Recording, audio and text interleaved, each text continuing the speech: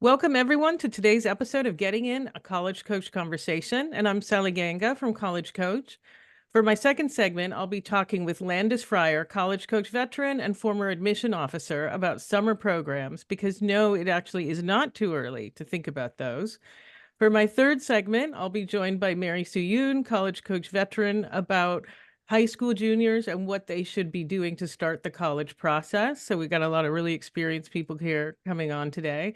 And for my first segment, I'll be talking with Aimee Yorsaner. Aimee, you can correct my pronunciation if I said it right, but I see the little accent over your name, so I'm guessing it's Aimee, about having the talk with your student about who is paying for college. And she is one of our finance experts. So welcome.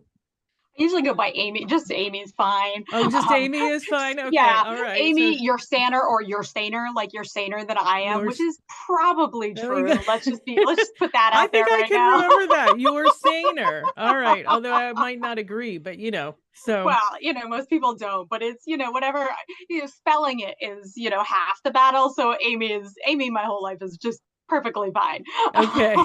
All right. Absolutely.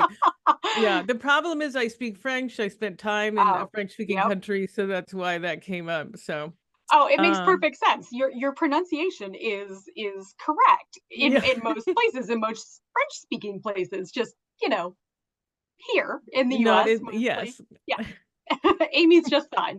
Yes, yes.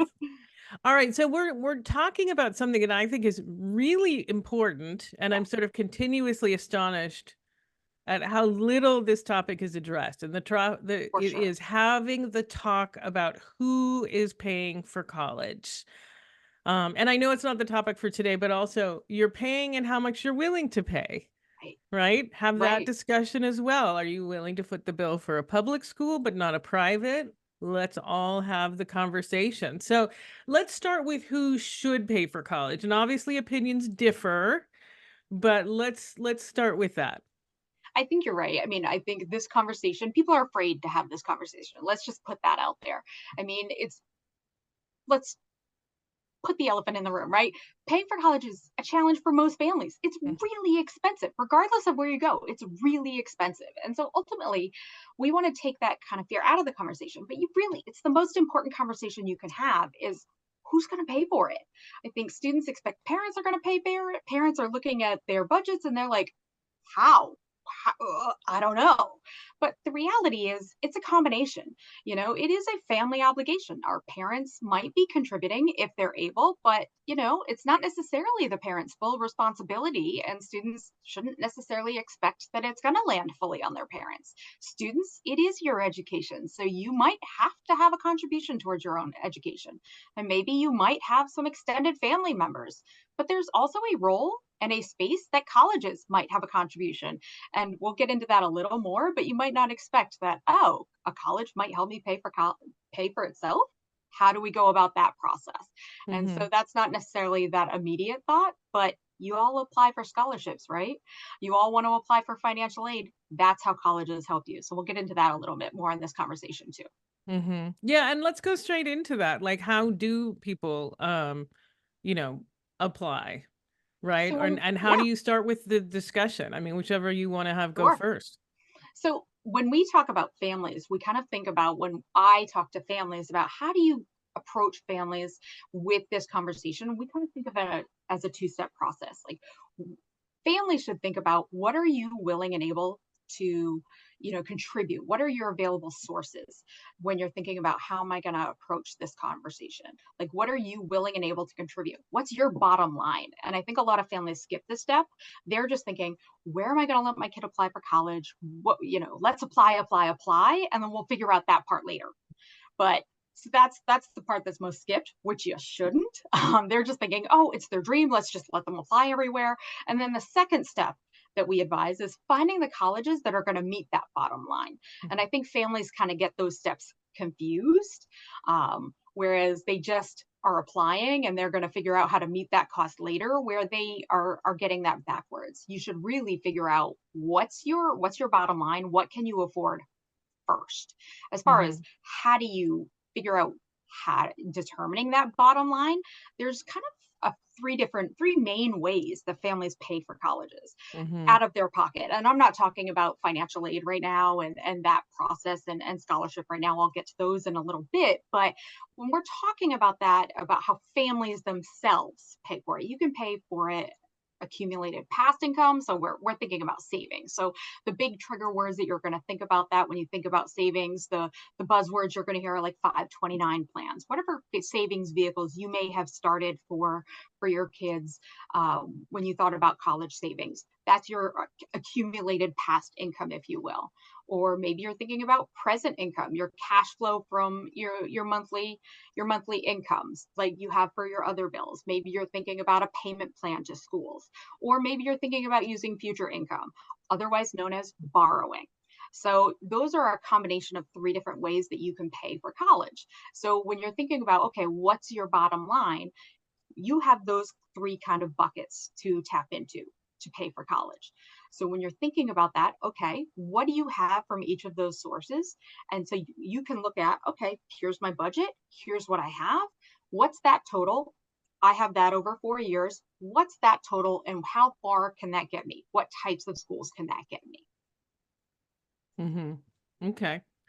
Yeah, and what are you willing to pay for? I think is probably one of the questions, right? Right, And I actually recommend that people have a more expansive view for this than I mean, sometimes I often talk to families that only want to pay for the Ivies, for example, right, and otherwise it's public schools. And I'm like, absolutely, your budget is your budget and you should pay close right, attention, but don't discount what these other colleges, A, might provide in the way of scholarships, and B, might provide in the way of advantages, services for your student. right. Yeah.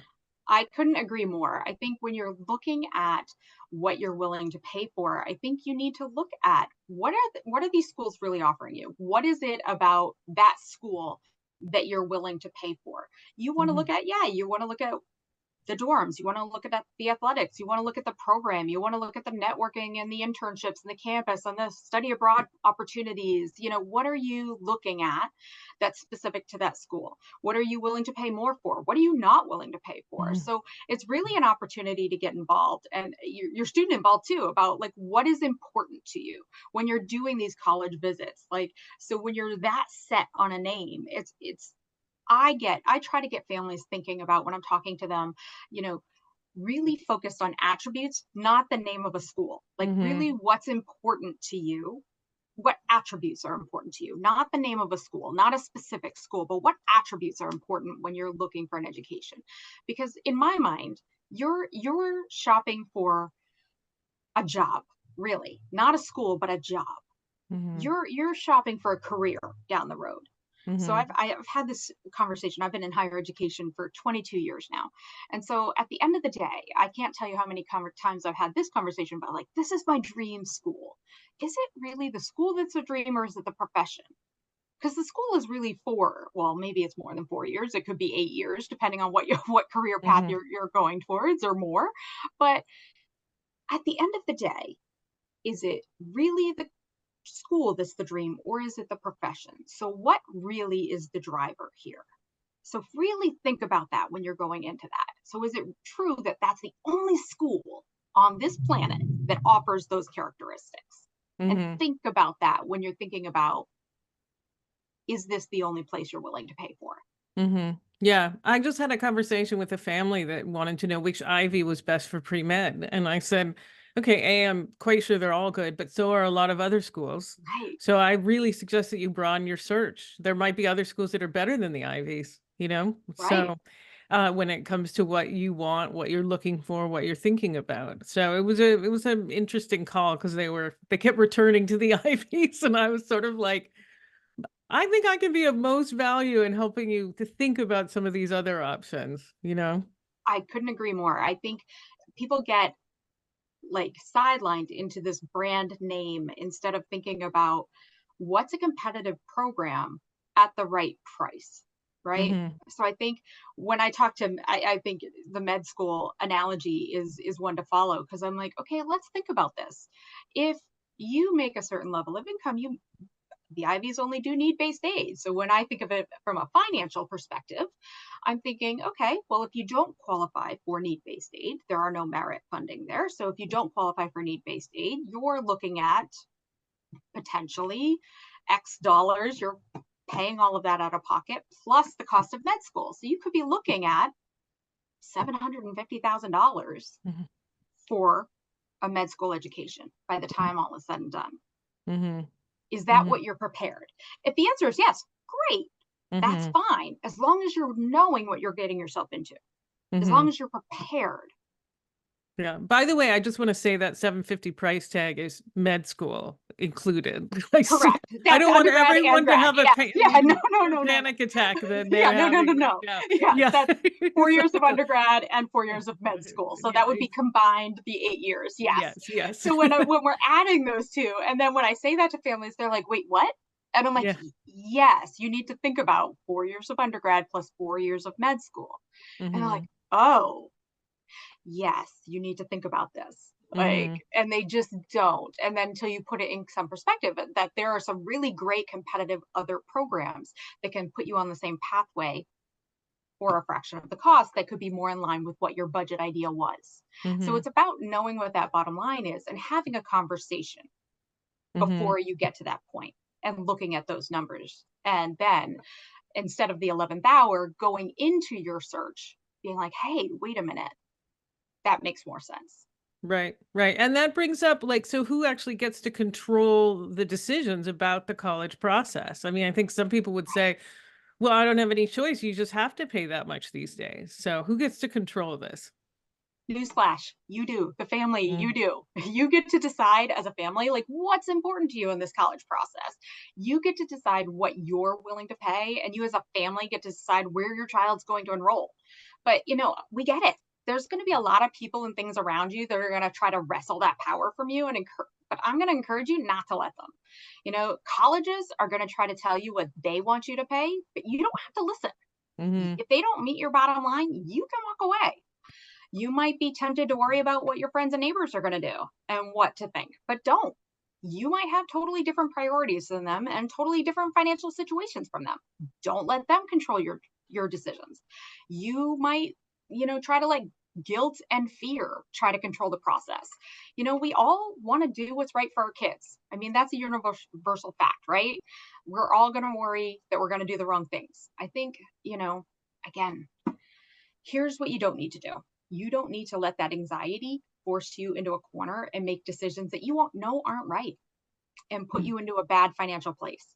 Trust mhm, in your parenting and that what you are doing for your kids is still going to provide them with good educational opportunities and that, ultimately they could be happier and that they're going to get a solid education no matter where they go to school.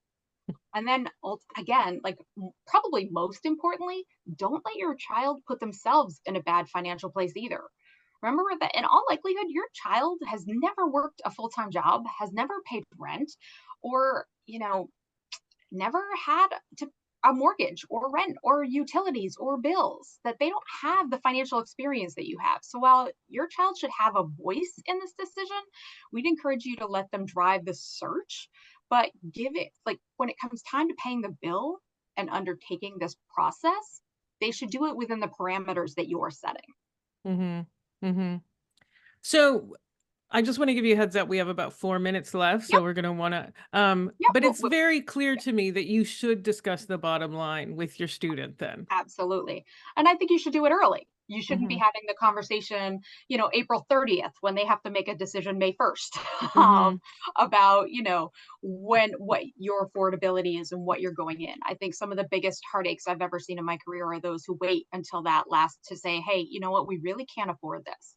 I Hmm. mean, I think having that conversation early to be like, hey, you know what, I think that we really can't afford this. I think that you should have that discussion about, hey, you should take a look at this. You should be involved. You just so you know, this is what we are willing and able to contribute towards your education. Because if they Hmm. think that they can apply to the Ivies when you can only afford a state public in-state institution, what are they going to be able to what's how are they going to meet that gap?